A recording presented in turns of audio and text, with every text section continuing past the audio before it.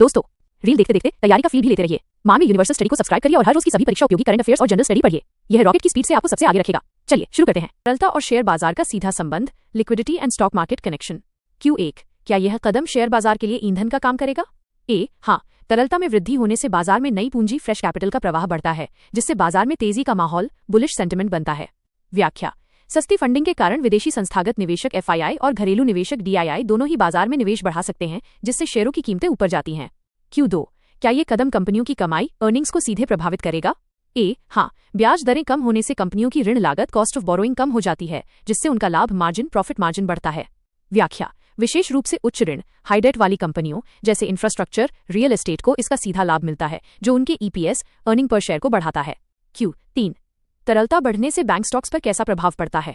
बैंकों की ऋण देने की क्षमता और शुद्ध ब्याज margin, net interest margin NIM में सुधार होता है, जिससे बैंकिंग और फाइनेंशियल स्टॉक्स BFSI आकर्षक बनते हैं। व्याख्या: जब बैंकों को सस्ती दर पर पैसा मिलता है और वे उसे ऊंची दर पर देते हैं तो उनका NIM बढ़ता है।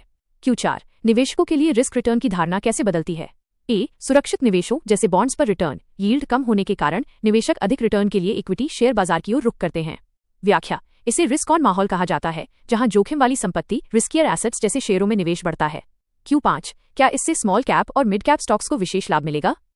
हाँ, सामान्य तरलता बढ़ने पर छोटी और मझौली कंपनियों SME के लिए पूंजी जुटाना आसान होता है, जिससे इन स्टॉक्स में मजबूत उछाल आता है। व्याख्या: बड़ी कंपनियों की तुलना में छोटी कंपनियों में ग्रोथ की संभावना अधिक होती है और सस्ती फंडिंग उनके विकास को गति देती है। Q6, क्या ये बाजार के तकनीकी स्तरों, टेक्निकल लेवल्स को मजबूत करेगा? हाँ, मजबूत पूंजी प्रवाह से प्रमुख सूचकांकों सेंसेक्स निफ्टी को महत्वपूर्ण समर्थन सपोर्ट मिलता है, जिससे बाजार में गिरावट सीमित हो जाती है।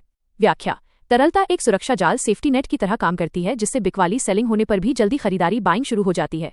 Q7, क्या ये कदम रियल एस्टेट और ऑटोमोबाइल जैसे ब्याज संवेदनशील सेक्टरों को प्रभावित करेगा? हाँ, सस्ती होम लोन और कार लोन की उपलब्धता से इन सेक्टरों की मांग और बिक्री बढ़ती है, जिससे संबंधित स्टॉक्स में उछाल आता है।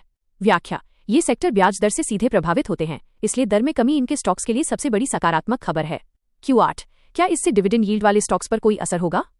हाँ, कम ब्याज दर के माहौल में निवेशक बॉन्ड की तुलना में बेहतर स्थिर आय, स्टेबल इनकम के लिए अच्छी डिविडेंड यील्ड वाले स्टॉक्स को पसंद करते हैं। व्याख्या: ये उन कंपनियों के स्टॉक को अधिक आकर्षक बनाता है जो नियमित रूप से और अच्छी मात्रा में लाभांश, डिविडेंड देती हैं। Q9, क्या बाजार में लिक्विडिटी की ओवरडोज का खतरा है?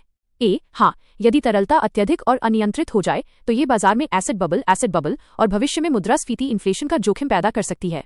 व्याख्या: अधिक पैसा पीछा कर रहा है कम माल शेयरों को, जिससे शेयरों की कीमत उनके वास्तविक मूल्य, इंट्रिंसिक वैल्यू से बहुत अधिक हो सकती है।